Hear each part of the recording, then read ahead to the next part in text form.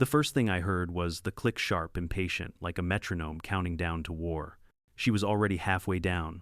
My dock clipboard raised like a badge, telling me I had 48 hours to tear down the last promise I made to my wife. Mist curled off the lake in ribbons, cedar planks I sanded by hand held steady under my boots. I wanted to laugh at the audacity, but grief made a harder alloy patience. So I let her talk about community standards, about fines, liens, and emergency authority, while the sun slid up and painted my water the color of brass. What she didn't know, what nobody on this lake guessed, was that the paperwork under my coffee mug didn't just prove I could build here. It proved something far bigger. You can bully a neighbor with a rule book. You can't bully the river that feeds your town. And today the river was going to speak with my voice. Before we dive in, drop your city and local time in the comments. They say peace and water share the same weakness, both can be disturbed by the smallest ripple. For me, that ripple came in the form of a woman named Lynette Crowder, president of the Willow Ridge Lakeside HOA and self-proclaimed guardian of aesthetic harmony. It was a Tuesday morning, the kind where sunlight seems to forgive everything. I was sipping my first cup of black coffee, letting the mist roll across the lake like breath from another world. That dock beneath my feet wasn't just a structure, it was a promise I built plank by plank after my wife Evelyn passed from ovarian cancer 2 years ago. She'd made me promise I'd finish it even if it broke me. "You've designed bridges for 30 years, Jack," she'd said, her voice faint but teasing. "Build one for yourself this time." So I did. 6 months of work. Every permit signed, every bolt stainless steel, every board sanded until it shone like memory. Then came Lynette Heels, clicking lips, tight clipboard in hand like a sword. "Mr. Dalton," she barked, "your dock violates HOA Regulation 12B, non-conforming dimensions, unauthorized design. You have 48 hours to remove it or we'll take legal action." I blinked. "You're standing on county-inspected engineering," I said calmly. "Approved, sealed, and recorded." She smiled, the kind of smile people practice in mirrors before court dates. "County approval doesn't override community standards. This lake has rules." That sentence stuck to me like oil. This lake has rules. I'd designed bridges that carried freight trains across rivers. I'd written hydrological models that kept towns from flooding, but nothing prepared me for the smug tyranny of a suburban tyrant with a clipboard. She didn't care about the law, she cared about control. Her husband Ralph Crowder owned Crowder Construction, the same company the HOA required homeowners to hire for any waterfront modification. Neat little monopoly. Lynette's rules weren't about harmony, they were about profit. Still, I tried reason. I showed her my plans, the permits, the notarized signatures. She skimmed them like they were grocery coupons and handed me a violation notice, already signed and dated. "Remove it or face fines of $500 per day," she said, turning away. "And don't bother calling the board. I am the board."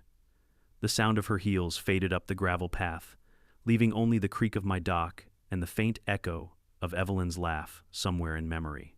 My wife had been a marine biologist before cancer took her. She loved the way the lake reflected light differently every hour of the day.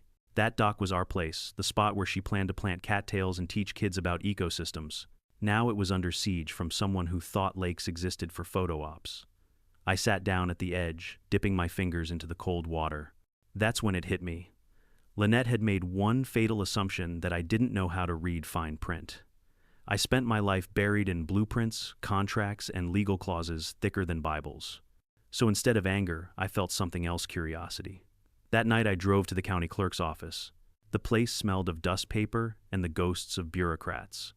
A clerk named Dolores Vega, silver hair, red glasses, sharper than a scalpel, listened as I explained the HOA's demand. Her eyes lit up like a detective hearing the word heist. "You said Willow Ridge Lake," she asked, flipping through an ancient binder. "That body of water's older than the subdivision." Wait a second. She disappeared into the back room, leaving me among the hum of fluorescent lights and the whine of an old printer. When she returned, she carried a thin folder sealed in plastic.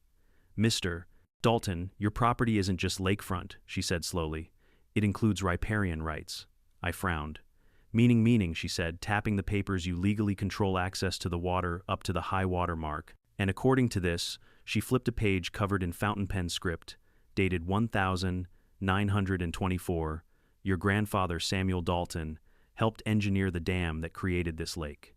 The original county deed transferred partial water management rights to his estate in perpetuity." I stared at her.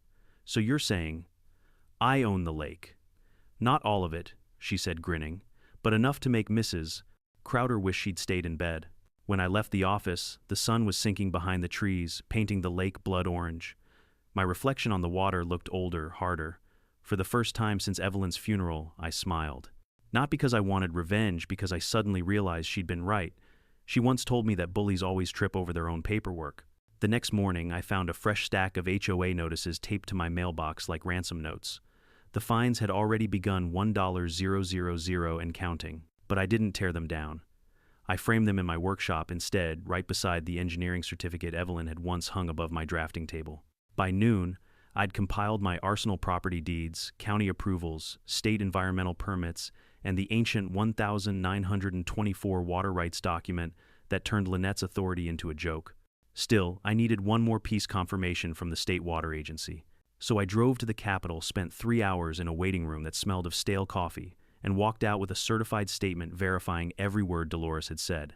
My riparian rights were real, binding, and untouched by any modern HOA covenant. That night I sat on my dock again, watching the moonlight dance on the water. For a moment I felt Evelyn beside me, her hand on my shoulder, whispering the words she used to say when life got hard. Don't fight them angry, fight them smart. The next morning I put on my best jacket, tucked the folder under my arm, and walked into the HOA's emergency board meeting. The smell of cheap air freshener and overconfidence hit me before I even opened the door. Lynette stood at the front PowerPoint, glowing behind her with the title, Restoring Community Order. She started speaking before I could sit down. Mr. Dalton's non-compliant structure undermines our property values and safety, she declared, voice dripping with authority. I waited for her to finish, then walked calmly to the front and placed my documents on the table. You might want to read these before issuing another fine, I said evenly. The room fell silent. Pages flipped. The lawyer beside her, a young man who looked like he'd rather be anywhere else, whispered something in her ear. Color drained from Lynette's face. I leaned forward. This dock isn't violating anything, Mrs. Crowder. It's the HOA that's trespassing. The silence stretched so long you could hear the hum of the projector.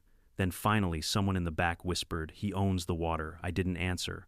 I didn't have to. The lake already had. If you've ever stood in a room full of people waiting for someone else to speak first, you'll know the kind of silence that fell over that HOA meeting. The projector's hum turned into a soundtrack of embarrassment. Lynette blinked, her manicured fingers tightening on her clipboard like it was a lifeline. Her attorney whispered again, something about checking the covenants, but it was too late. The power dynamic had shifted. The crowd of homeowners who once nodded obediently at every rule she barked out now stared at her like she'd just been caught stealing from the collection plate. I could have rubbed it in. I didn't. I just gathered my papers, nodded politely, and walked out, leaving her to drown in the one thing she couldn't regulate, truth. By the time I got home, the sun had already dipped low, staining the lake bronze. My phone buzzed, non-stop emails, texts, and voice messages. Neighbors asking if it was true, if I really owned the lake. I didn't answer any of them. Instead, I brewed another cup of coffee, sat on my dock, and watched the ripples spread out from where my boots touched the water. Evelyn would have laughed at the absurdity. She always said small minds hate deep water because it forces them to think. The next morning, things escalated faster than I expected. A county truck pulled up to my driveway, white with blue stripes, and a seal that read Environmental Compliance Division. 2 officers stepped out, both in khaki uniforms and reflective vests. One was a middle-aged woman with a notebook already open, the other a young guy with a GoPro strapped to his chest. Mr. Dalton, the woman asked. We received a complaint about unauthorized construction extending into state-controlled waterways. I sighed. Let me guess, filed by Lynette Crowder. She glanced down at the paper, then gave a small smile. You've been doing your homework. I led them down to the dock. They took photos, measured dimensions, tested water depth, and double-checked my permits. After 20 minutes, the young officer nudged his partner. Ma'am, he said, this is textbook. Even has federal certification tags. The woman nodded. Mr. Dalton, for what it's worth, this is the cleanest compliance I've seen in years. Whoever filed this complaint, well, they might have wasted taxpayer time. When they left, she handed me a copy of the inspection report, signed, sealed, and marked fully compliant. I pinned it to my dock post, like a flag of victory. That evening, I noticed a black SUV idling across the street. The tinted windows didn't hide much. Lynette's silhouette was unmistakable. She wasn't there to apologize. She was filming. A phone glinted in her hand. Her HOA newsletter the next morning accused me of harassing inspectors and tampering with municipal waterways. The woman was relentless, a bureaucratic mosquito that wouldn't die no matter how many times you swatted it. But she'd made one critical mistake. She'd turned a local dispute into a public record trail, and that's a field I know how to navigate. My entire career revolved around documentation, chain of custody, certified surveys, compliance audits. If she wanted paperwork warfare, she'd just declared war on a man who built his life inside filing cabinets. I started digging deeper into the Willow Ridge HOA's formation documents. Most were boilerplate legalese bylaws, membership clauses, voting procedures, but one thing stood out like a crack in concrete. When the development was built 15 years ago, the HOA had assumed the lake was public property under county management. The problem, it never was.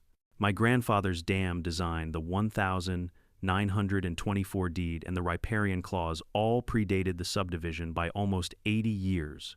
The HOA had been collecting lake access fees for over a decade on property it didn't legally control. That was fraud, unintentional maybe, but fraud nonetheless. I called Margaret Chen, a retired real estate attorney, who lived 2 houses down and had spent half her career untangling property law messes. When she arrived at my house, she brought a folder, reading glasses, and an expression that said she was already halfway entertained. "Jack," she said, "after 10 minutes of scanning the papers, this HOA's walking on stilts over quicksand. They've been charging homeowners for access rights they never owned. If you wanted, you could sue them into next week."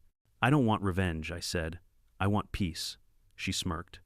"Then the smartest peace you can make is through the courthouse." We spent the next few days building a case not for battle, but for protection. Margaret helped me file a cease and desist notice preventing the HOA from issuing further fines or making claims on Waterway property until ownership could be clarified by county review. It was a clean professional shot across the bow. By the following Monday, Lynette's empire began to wobble.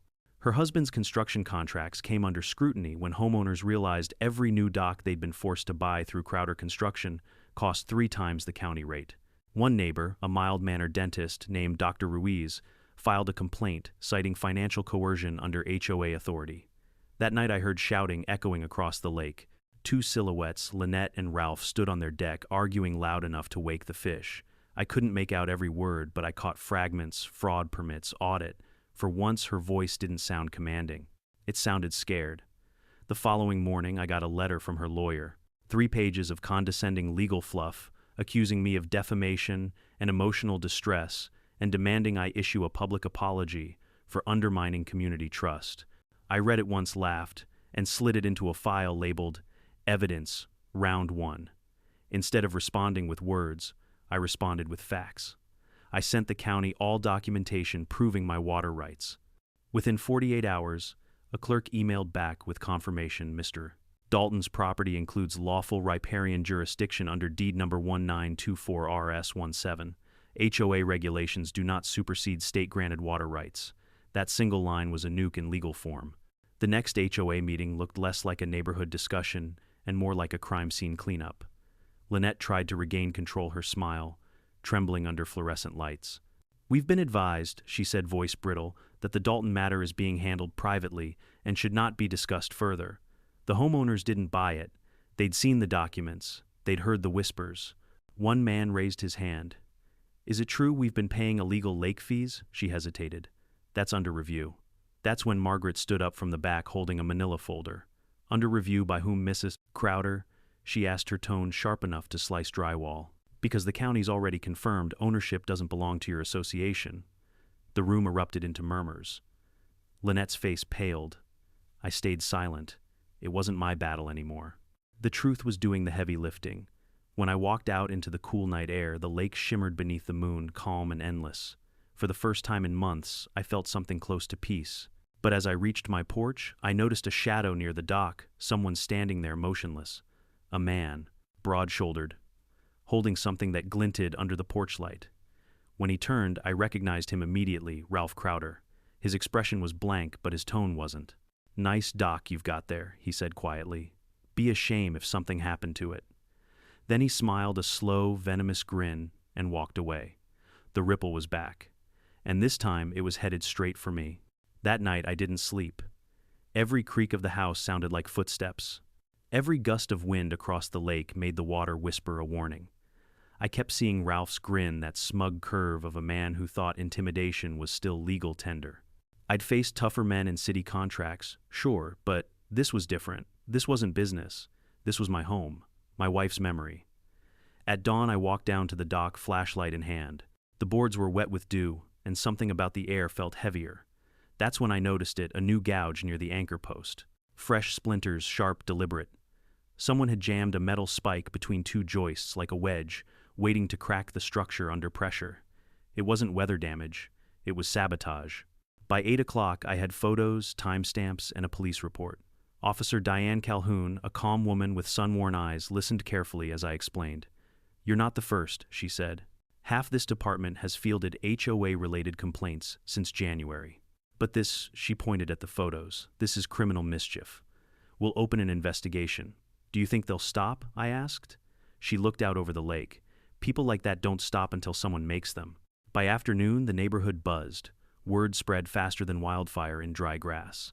Someone had vandalized my dock, and the HOA president's husband was the prime suspect. Ralph, of course, denied everything. His statement on the neighborhood Facebook group was textbook spin, mechanical failure caused by poor design. Mr. Dalton's dock is unsafe for community waters. The irony almost made me laugh. Unsafe, my dock had been certified by the same engineering standards that built half the bridges in the state. Margaret stopped by that evening carrying a thermos of coffee and a smirk sharp enough to draw blood. "They're unraveling," she said, dropping a stack of printed posts on my table. "You've got homeowners questioning the fees, the bylaws, even the HOA bank account. One guy found a discrepancy, $38,000 missing from last quarter's maintenance fund." I frowned. Where'd it go? Ralph's construction invoices. Inflated, no oversight. Classic shell game. We sat by the window overlooking the water. The moonlight reflected off the dock's surface like silver armor. "You could press charges," she said softly. "Or you could let them hang themselves." I didn't answer right away, because the truth was I didn't want to destroy them. I just wanted them gone. The next morning, a letter arrived, certified bold red stamp across the envelope, "Notice of violation. Immediate action required." Inside was a fine totaling $7,500 for obstruction of community waterways and creating unsafe structures. Lynette had doubled down despite the county's ruling. But this time I wasn't going to reply with paperwork. I was going to reply with evidence. That afternoon I called in a favor from an old colleague, Tom Sanders, a marine engineer who now worked with the State Water Authority. Within hours he was at my door with a camera crew, a drone, and a testing kit that looked straight out of a NASA lab. "Let's make this official," Tom said. The drone rose into the sky, capturing the entire dock shoreline and surrounding structures. Every frame was time-stamped, geotagged, and logged. Then Tom ran stress tests, hydrological readings, and environmental scans. After 3 hours, he closed his laptop and grinned. "Jack, this thing's overbuilt. I've seen municipal piers with less integrity. If anyone claims it's unsafe, they're either blind or bribed." He sent me the full report, stamped, signed, and uploaded to the state's environmental database. By nightfall, the file was public record. 2 days later, the HOA's website mysteriously went offline. The same morning, I got a voicemail from Lynette herself. Her tone was tight, brittle, desperate. "Mr. Dalton," she said, "we'd appreciate if you stopped spreading misinformation about the HOA's finances. You're scaring homeowners. Let's settle this privately before it escalates further." I replayed the message 3 times, then forwarded it to Margaret. "That," she said, "is the sound of a sinking ship." But Ralph wasn't done. The following weekend, while I was out grocery shopping, my neighbor Jake, a quiet, retired firefighter, called me. "Jack," he said, his voice urgent, "you'd better get back here. They're doing something to your dock." By the time I got home, it was too late. The scene looked like a crime movie in slow-motion, broken boards, a half-submerged section tilting into the lake. Ralph's fishing boat idled 20 yards away. He waved, grinning as if we were sharing a private joke. "Accident," he shouted over the engine. Throttle stuck, I stood there, fists clenched, heart pounding. Evelyn's memorial plaque, the one I'd engraved with her favorite quote, "Water remembers what men forget," was gone, swallowed by the lake. That was the moment something in me snapped, not with rage but clarity. I'd spent my life designing structures to withstand storms. Now I was in one, and I was done pretending this was neighborly disagreement. That night, under the glow of my desk lamp, I built a case file thicker than a brick. Security footage, drone photos, environmental reports, insurance claims, public records, financial discrepancies, all neatly indexed. Margaret helped draft a civil complaint citing vandalism, harassment, and fraudulent misuse of HOA funds. But we didn't file it immediately. We waited. Because tomorrow morning the county sheriff and 2 state investigators were scheduled to conduct a surprise inspection of every waterfront property in Willow Ridge, following multiple anonymous tips about unsafe HOA construction practices. Anonymous, of course, being me.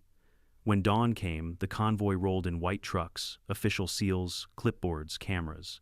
Lynette's face when they knocked on her door could have powered a small city. Within an hour, investigators discovered code violations in half of Crowder Construction's standardized docks. Cheap materials missing, safety bolts, unlicensed labor. By noon, her husband's contractor license was under suspension. By evening, the HOA board members were calling for an emergency election. As the sun dipped below the tree line, I sat once again at the edge of what was left of my dock. The water was calm, almost forgiving, and somewhere beneath that reflection lay Evelyn's plaque resting quietly among the silt, a reminder that peace, like water, always finds its level. But I knew this wasn't over. People like Lynette didn't vanish quietly. They regrouped, they retaliated, and from the tone of the angry voicemail that arrived just before midnight, a single line hissed through clenched teeth. I knew what was coming next. "You may own the lake, Dalton," Lynette whispered, "but I own this community." The war had just turned political. The next week was quiet, too quiet. I'd learned enough about HOA politics to know silence was never peace, it was preparation. After Ralph's suspension, the Crowders had vanished from public view, but their fingerprints were everywhere. Anonymous letters appeared in mailboxes accusing me of defrauding the community and endangering public safety. Someone even made a fake Facebook page called Stop Dalton's Lake Lies. It featured a photo of me cropped mid-blink under the caption, "He's not who he says he is." The comments section was a fever swamp. He forged the documents, he bribed the county, he's selling our water rights to developers. Lies, every one of them, but lies travel faster than paperwork. Margaret called it the digital smear strategy. Classic Karen tactic, she said, sipping coffee in my kitchen. When you lose legally, you pivot emotionally. Still, she wasn't laughing when we found the next part of Lynette's plan. The HOA had filed a petition with the State Environmental Protection Bureau alleging that my dock was built on a federally protected wetland. If they could prove that it would override even my riparian rights. It was an audacious, last-ditch move and one that could tie me up in court for months. "You've got to be kidding," I muttered, skimming the petition. "This isn't even a wetland. It's a man-made reservoir." "That's the point," Margaret said. "They're trying to stall you with bureaucracy. If they can't win in court, they'll drown you in paperwork." I wasn't going to let them. The next morning, I drove to the state water agency myself. The building was an old concrete cube downtown, full of cubicles, humming fluorescent lights, and the smell of burnt coffee. At the front desk sat a woman in her 40s, with a badge that read Inspector Sarah Delgado. When I explained the situation, she frowned. "Your name's Dalton, right? Willow Ridge Lake, that's right." She leaned back. "Funny thing, I just reviewed your site last month for the county flood inspection. It's one of the cleanest systems in the state. Whoever filed this wetland claim is wasting my time." She tapped her keyboard, scrolling through digital maps. No protected zones, no endangered species, no erosion hazards. "I'll make it official." Within 10 minutes, she printed a certified letter that said, in bold type, "No environmental violations detected. Structure compliant with state water code." She signed it herself. "Send that to your HOA," she said with a smirk, "and tell them if they keep filing false reports, we'll investigate them for obstruction." For the first time in weeks, I laughed. "Thank you, Inspector." "Don't thank me," she said, standing. "Just keep that dock in good shape." It's rare to see craftsmanship like that anymore. I drove home with the documents sitting like a trophy on the passenger seat, but when I pulled into my driveway, I noticed something odd. A black sedan parked across the street, engine idling. Inside were two men in suits. They weren't from the neighborhood, too stiff, too deliberate. When I stepped out, they lowered their sunglasses. One approached. "Mr. Dalton, that depends who's asking." "County Legal Division," he said, flashing a badge. "We're conducting a follow-up inspection on behalf of the Homeowners Association." "Really?" I asked, crossing my arms. "Because last I checked, the HOA doesn't have authority to order county inspections." He hesitated. The lie cracked before it left his mouth. "I'd suggest," I said, "you tell whoever sent you that impersonating officials is a felony." They exchanged glances, then drove off without another word. That night I installed new cameras, infrared, motion-activated, connected directly to cloud storage. Every angle of the property was covered. By morning, the footage paid off. At 3, 4, 2 a.m., a figure crept along my shoreline. Short female, unmistakable posture. Lynette. She bent down near my water pump, fiddled with something metallic, then hurried back to her SUV. I called Detective Calhoun. "You're not going to believe this," I said. 2 hours later, she arrived with a warrant. The security footage was irrefutable. They found tampering marks on my intake valve, traces of epoxy and sand. She tried to clog the pump, Calhoun said.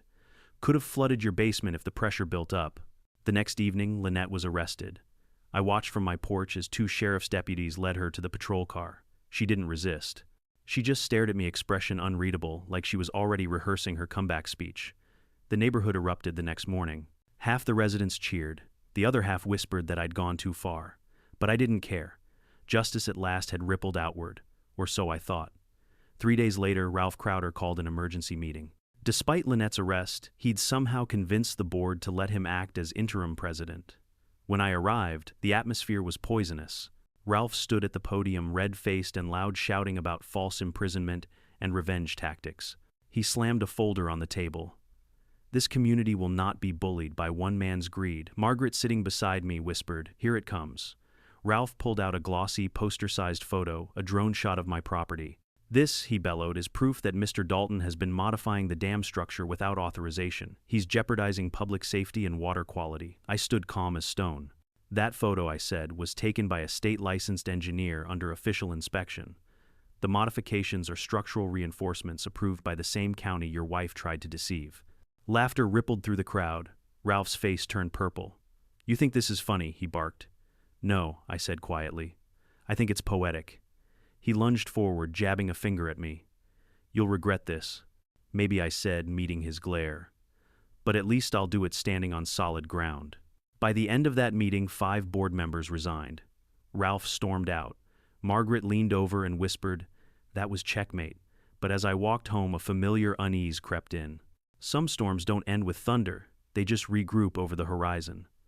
Later that night, Jake texted me, "You should see the Crowders' driveway. TV crews, reporters, FBI logos." I turned on the news.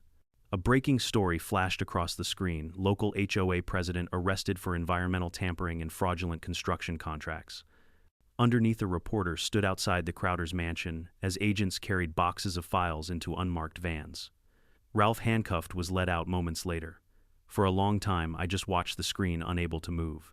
Justice didn't come like lightning. It came like water, slow, patient, inevitable. Still, something inside me whispered that this wasn't over.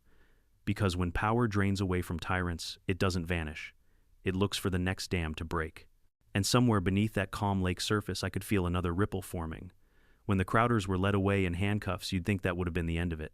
You'd think peace would settle over Willow Ridge like morning fog. But that's not how power works in neighborhoods like ours. Power doesn't vanish, it mutates. It finds new hosts, new forms. And within days of the arrests, I started hearing whispers about a restoration committee.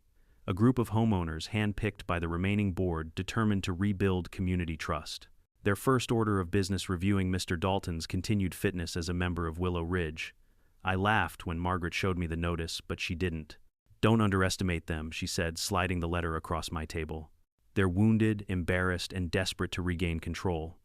Nothing's more dangerous than a petty person with an audience." She wasn't wrong. The HOA's new frontwoman was Catherine Dorsey, a real estate broker, with the demeanor of a motivational speaker and the ethics of a politician. In her first statement, she promised to heal divisions, but by week 2, she was already echoing the same old rhetoric: property values, uniform standards, community image, the kind of buzzwords that sound harmless until they're used as weapons. Her first move was bold. She proposed a lake unification project, claiming my riparian rights complicated neighborhood management. Translation: she wanted me to relinquish my ownership stake in the lake, for the good of the community. She sent a delegation to my house, 3 board members carrying polite smiles and a folder of legal jargon. One of them, a nervous accountant named Phillips, tried to appeal to reason. "Mr. Dalton, surely you can see how this creates tension. Wouldn't it be easier for everyone if we just transferred authority to the HOA? You'd still be recognized as an honorary steward." I nearly choked on my coffee. "You want me to give you what your last president tried to steal." "Not steal," he said, quickly, sweating. "Consolidate." Margaret, standing beside me, crossed her arms. "That's a nice euphemism for extortion, Mr. Phillips." They left soon after, their smiles stiff as cardboard. By the weekend, a new rumor spread that I was profiting off the lake, charging local fishermen, collecting hidden fees, manipulating property lines. It would have been laughable if it hadn't sparked actual anger. One night, someone dumped a bag of garbage on my lawn with a note that read, "Get out, thief." Jake helped me clean it up. You know, he said, when this started, I thought they were just nosy. Now it's a cult. He wasn't exaggerating. Catherine began hosting weekly community gatherings that looked suspiciously like political rallies, flags, refreshments, emotional speeches about restoring pride. Within a month, she'd convinced half the neighborhood that I was the reason their insurance premiums had gone up. The breaking point came when she announced plans for a public vote to reclaim the lake. It was pure theater, legally meaningless, but theatrically powerful. If she could stage a landslide, she could twist the optics and pressure the county to intervene. Let her play, Margaret said. We'll make sure the county sees through it. But I didn't trust optics. I trusted preparation. So, on the day of the vote, I invited the local news station. They'd been following the Crowder scandal and smelled another story. When the HOA gathered at the community center, the air crackled with anticipation. Catherine stood at the podium radiating confidence, her red blazer practically glowing under the fluorescent lights. We gather today, she proclaimed, to reclaim our identity and stand against those who exploit us. Applause thundered. Cameras rolled. She gestured toward me with dramatic flair. Mr. Dalton has held our community hostage with outdated laws and obscure documents. But we, the people of Willow Ridge, say no more. I let her finish. Then I walked to the front, calm as a still lake. The reporter's microphone caught every word. Mrs. Dorsey, I began, I respect your passion. But before we all start rewriting history, let's look at a few facts. I held up a single folder, the same one that had dismantled the Crowders. This, I said, is the original county deed. It confirms that my water rights predate this neighborhood by 81 years. You can't vote away the law. Murmurs spread. Catherine's smile faltered. And while we're talking about exploitation, I continued, let's discuss this. I clicked the remote. The projector behind her lit up not with my doc, but with screenshots of her company's internal emails provided by an anonymous tip. They revealed that Catherine's firm had been negotiating with a developer to build luxury townhomes using the HOA's name to secure preliminary interest. Gasps filled the room. Margaret leaned back, whispering, "And that's checkmate," Catherine sputtered. "Those are private communications taken out of context." Context, I said. The contract draft literally says, acquire full control of lakefront before breaking ground. That's not context, that's conspiracy. The vote dissolved into chaos. People shouted, argued, demanded answers. Catherine tried to regain control, but the spell was broken. By the next morning, 3 board members had resigned. The news aired that evening. HOA scandal deepens, president caught in secret deal. Catherine's photo flashed across the screen beneath the headline. I didn't feel triumphant, just tired. Later that night, I walked down to the water. The air was crisp, the moon mirrored perfectly across the still surface. Somewhere out there, Evelyn's plaque still rested beneath the waves. I talked to her like I always did. You'd tell me to stop gloating, I said quietly. You'd tell me this isn't victory, it's maintenance. The water lapped softly against the dock. Maintenance. That was her word for everything that mattered, relationships, gardens, love. You don't win those things. You tend them. Just as I was about to head back inside, I saw headlights crest the hill.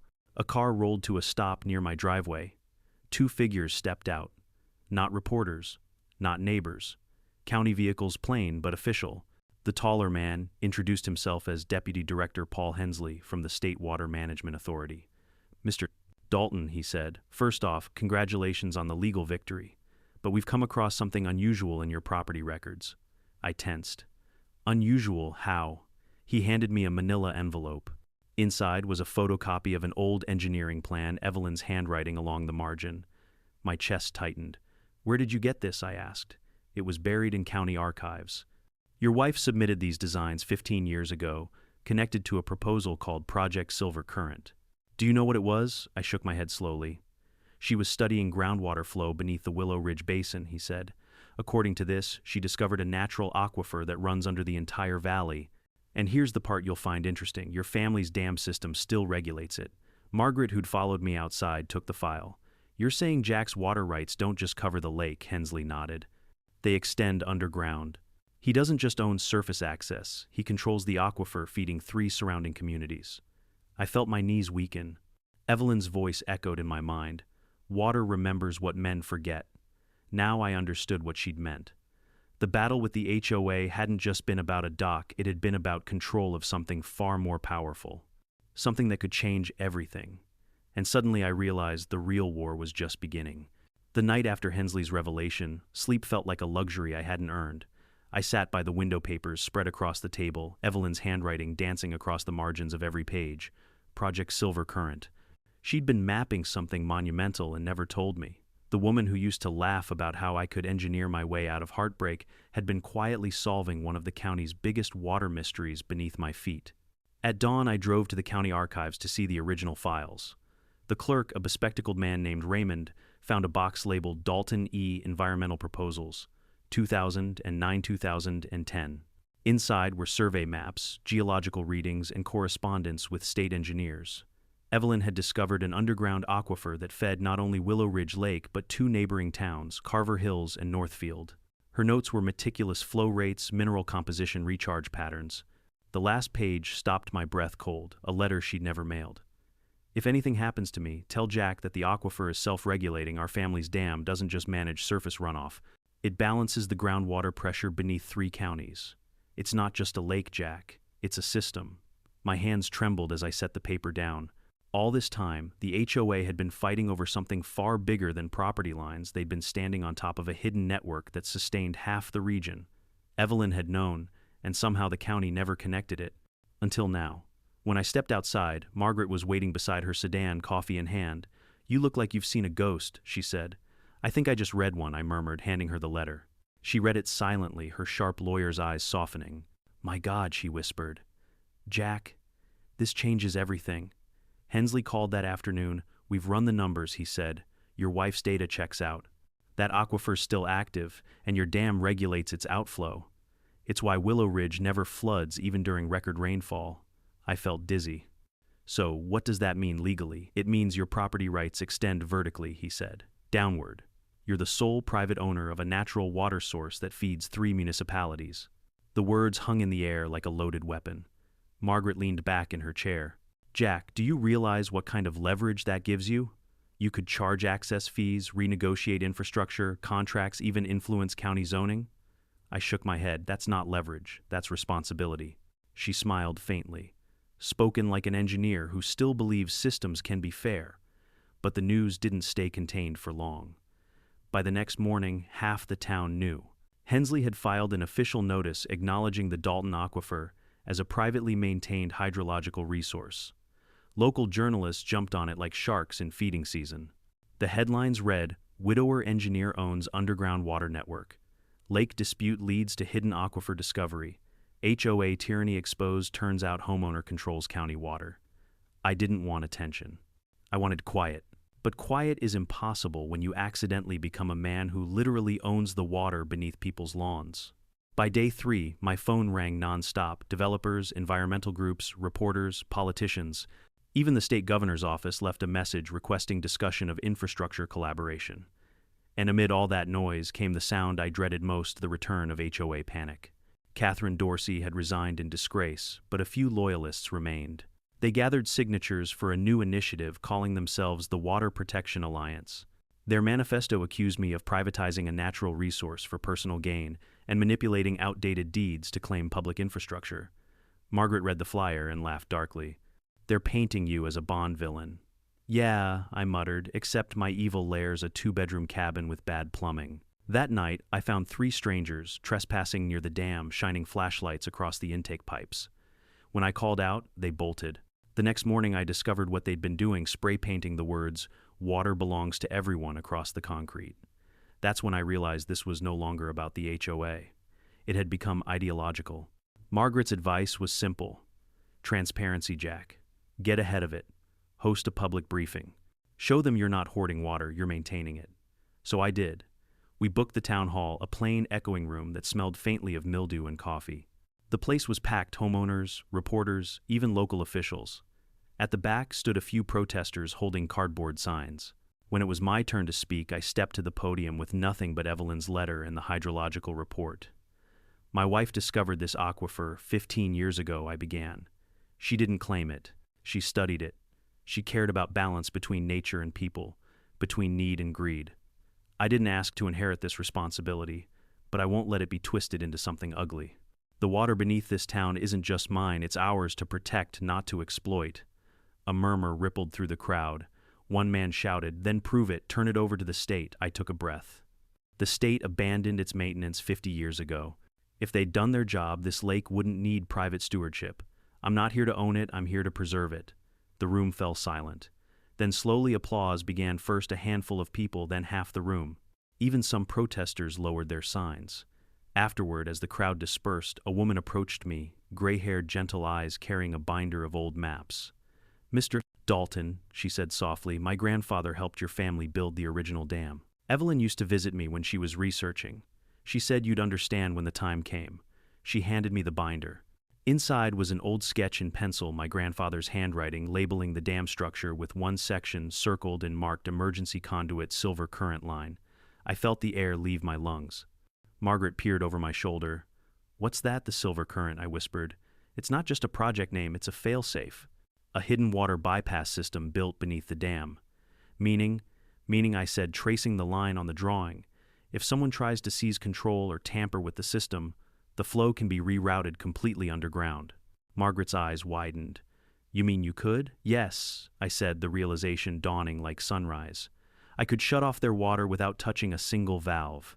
Outside, the wind rustled across the lake, gentle but deliberate, as if whispering Evelyn's approval. For the first time in months, I didn't feel like I was reacting to the storm.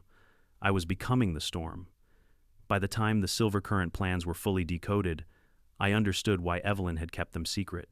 It wasn't just a blueprint, it was power disguised as plumbing. The emergency conduit ran deep beneath the lakebed, a network of reinforced channels built by my grandfather's original crew. The design was brilliant in its simplicity. If the main floodgates were ever compromised, the system could divert water through subterranean tunnels that emptied into the lower basin miles away.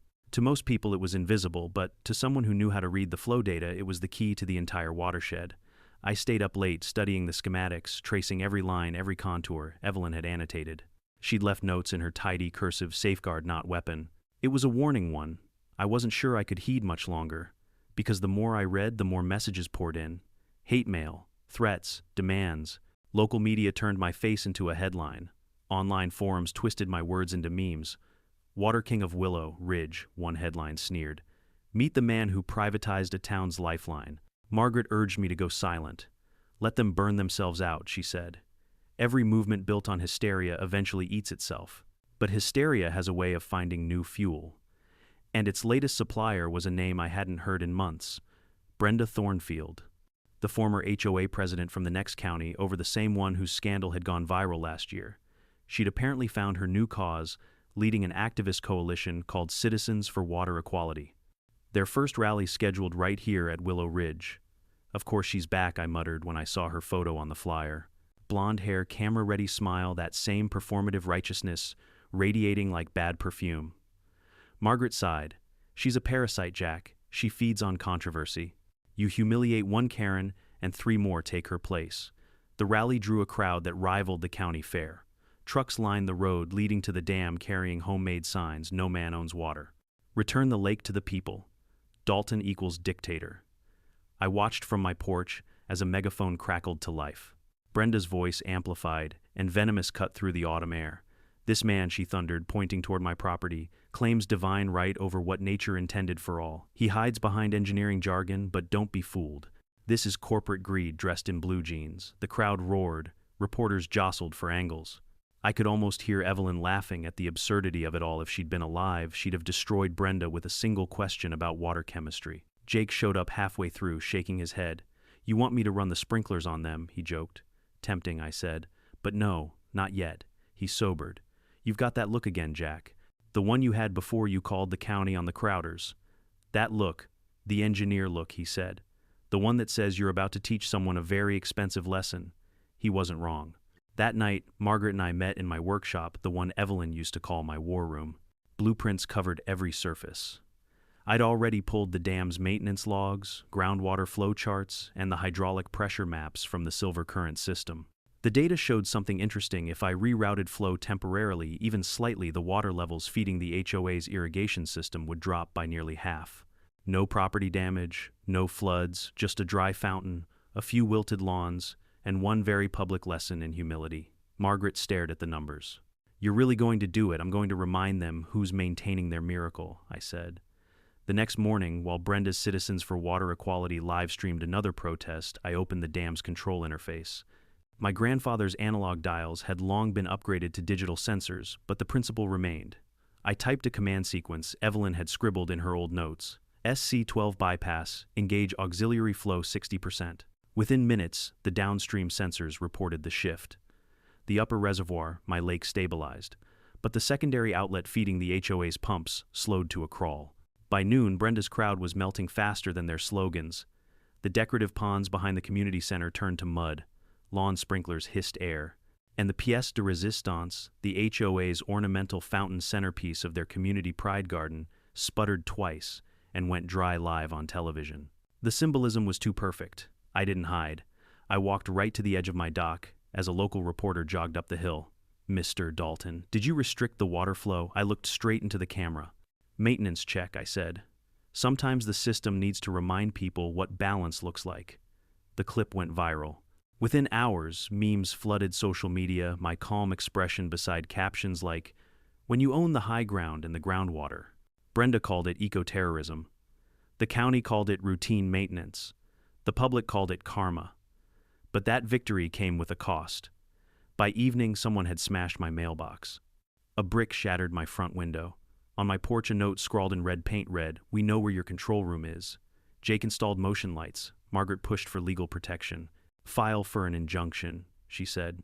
"Make the state enforce trespassing penalties." "I'll do it tomorrow," I promised. But part of me hesitated, because while they raged outside, I couldn't stop thinking about Evelyn's warning, safeguard, not weapon. Had I crossed that line? Maybe. Yet deep down, I knew something she must have realized. Years ago, you can't build peace with people who mistake patience for weakness. The next morning, I woke to the sound of sirens. 2 fire trucks, an ambulance, and a county SUV tore past my window toward the dam. I sprinted after them. Smoke rose from the control building. The air stank of burned wires and diesel. An officer blocked me at the gate. "Stay back, Mr. Dalton." Someone planted an incendiary device in the control panel. Lucky it failed to ignite the main line. I froze. "You're saying it was deliberate and targeted," he said grimly. "We found a flyer from that protest group near the scene. Looks like they wanted to send a message." Margaret arrived minutes later, pale but composed. "They think if they destroy what you protect, they can control the story." "They won't," I said quietly, staring at the rising smoke, "but they just triggered something they can't control." She studied me for a long moment. "Jack, what are you thinking?" I turned toward the lake, its surface glowing orange under the firelight. "I'm thinking it's time the whole world sees what my family built. If they want transparency, let's give them more than they can handle." That night I started drafting the press release that would expose everything: the silver current system, the aquifer, the county's negligence, the HOA's corruption, and Brenda's manufactured movement. I'd spent months defending myself in their shadows. Tomorrow I'd drag them into the sunlight. Because if they wanted a flood, I was done holding back the dam. The morning of the press conference, the air felt heavy, charged like the sky before a summer storm. I stood on the same dock that started it all. Evelyn's dock, and for the first time I didn't see wood and water. I saw history. Generations of hands, blueprints, arguments, and promises layered into something that refused to break. The county had agreed to live stream the event from the dam site. Margaret said it would be a controlled narrative. I just hoped it would be the truth. By 9 a.m., the reporters arrived, vans, tripods, microphones, all buzzing with the static of anticipation. Protesters gathered beyond the fence line, waving signs that looked smaller in daylight. Brenda Thornfield was there, of course, wearing her usual concerned citizen face for the cameras. A few local officials stood stiffly beside her, pretending they hadn't ignored this place for decades. I stepped to the podium. The lake shimmered behind me, sunlight bouncing like polished glass. My hands didn't shake. I'd spent 30 years giving technical briefings to rooms full of engineers and bureaucrats who thought they knew more than they did. This was no different, except this time the stakes were human. "Good morning," I began. "For those who don't know me, my name is Jack Dalton, civil engineer, homeowner, widower, and apparently the accidental villain in your neighborhood soap opera."